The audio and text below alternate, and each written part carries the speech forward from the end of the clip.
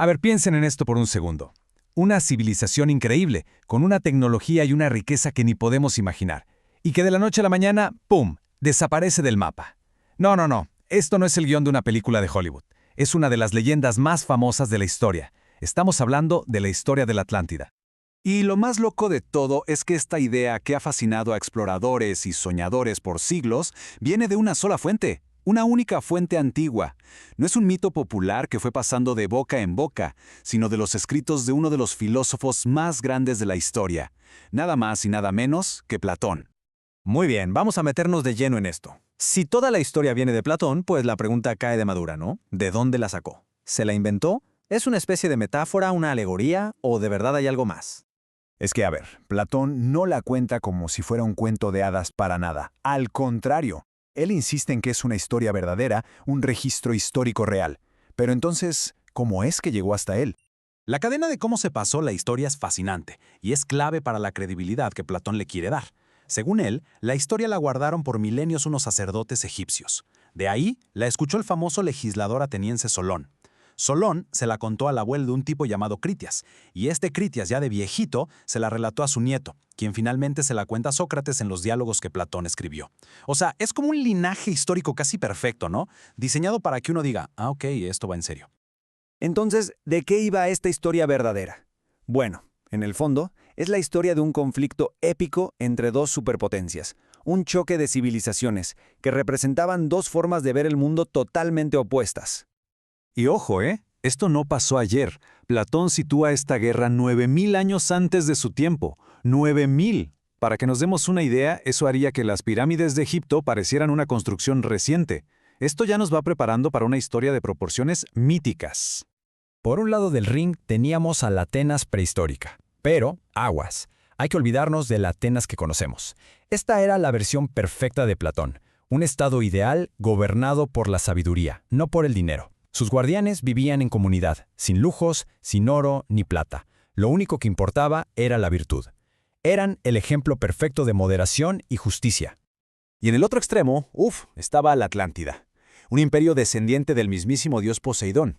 Su poder era descomunal. Una isla más grande que Libia y Asia juntas, con una riqueza que desafía la imaginación y que estaba simbolizada por este metal misterioso, el oricalco, que dicen brillaba como el fuego. Tenían una ingeniería de otro nivel, con ciudades construidas en anillos de agua y tierra, y un ejército capaz de conquistar el mundo. Aquí es donde vemos la genialidad de Platón.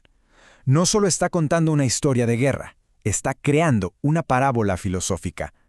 Atenas es la encarnación de su estado ideal, modesta, justa, sabia.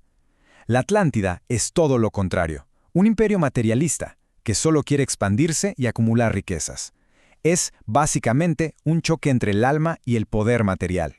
Era de esperarse, ¿no? Estas dos fuerzas tan opuestas estaban destinadas a chocar. La ambición de la Atlántida era demasiado grande como para quedarse en su isla, y así se preparó el escenario para el fin del mundo. El punto de quiebre llegó cuando la Atlántida, ya cegada por su propio poder, lanzó una invasión masiva. Su objetivo, someter a todos los pueblos conocidos. Era una apuesta por el dominio total del mundo. Y mientras las demás naciones se echaban para atrás por miedo, la virtuosa Atenas se mantuvo firme. Incluso después de que sus aliados la abandonaran, se convirtió en la última defensora de la libertad contra la maquinaria de guerra atlante. La clásica historia de David contra Goliat. Pero justo en el clímax de esta batalla épica, intervino una fuerza mucho mayor que cualquier ejército. La propia naturaleza se desató con una furia catastrófica.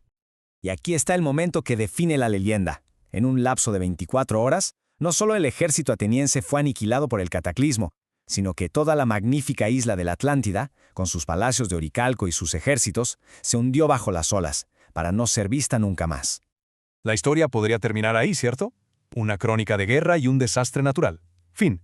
Pero para Platón, el cómo pasaron las cosas era menos importante que el por qué. La verdadera pregunta era, ¿qué causó realmente esta caída? Y este es el punto crucial de todo. Por generaciones, los atlantes mantuvieron su naturaleza divina, valorando la virtud.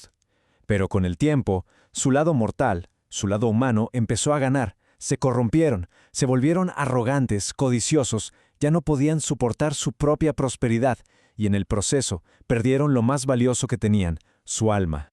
Y claro, esta corrupción no pasó desapercibida. Zeus, el mero mero de los dioses, vio la depravación de la Atlántida y decidió que era hora de impartir justicia. Convocó a todos los dioses en el Olimpo para pronunciar su sentencia y enseñarles una lección. Y entonces, nada. Justo cuando Zeus va a revelar la moraleja de la historia, el castigo, la lección, el diálogo de Platón se corta. Simplemente termina. Después de miles de años, la última palabra de la historia de la Atlántida sigue sin escribirse. Es sin duda uno de los mayores cliffhangers de la literatura mundial. Y ese final tan abrupto nos deja con la pregunta fundamental.